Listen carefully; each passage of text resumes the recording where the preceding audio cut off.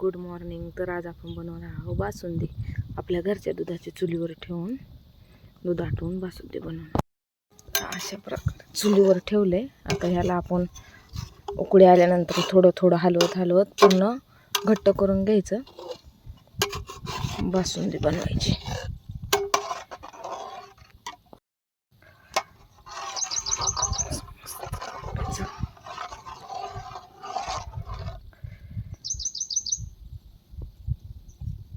चांगलं लाल होऊ जोपर्यंत आटवून घ्यायचं.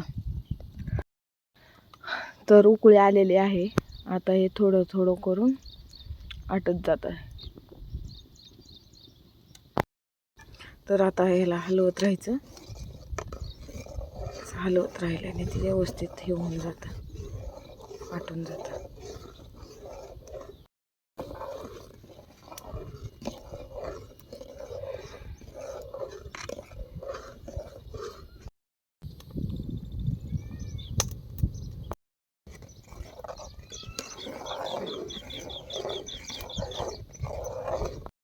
चुलीवर दूध ठेवलंय तर त्याच्यामुळे टाकण्यासाठी साखर थोडीशी विरघळून घेऊया.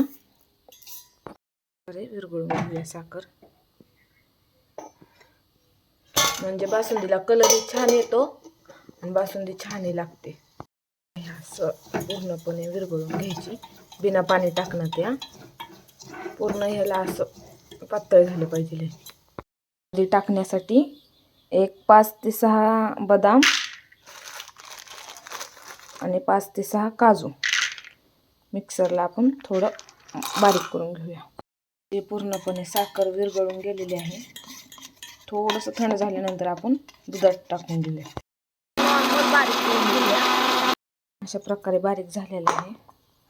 जास्त हे बी नाही, छान असं बारीक झालेलं आहे. साखर जी पूर्ण विरघळून गेलेली आहे ती दुधामध्ये टाकायची आहे. आता टाकून घेऊ.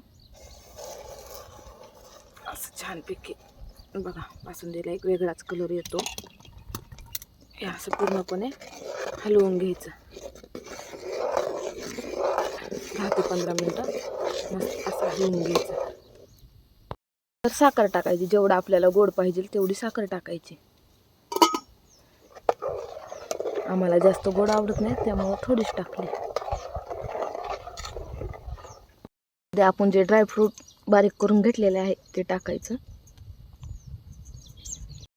छान झाली बासुंदी, एकच नंबर.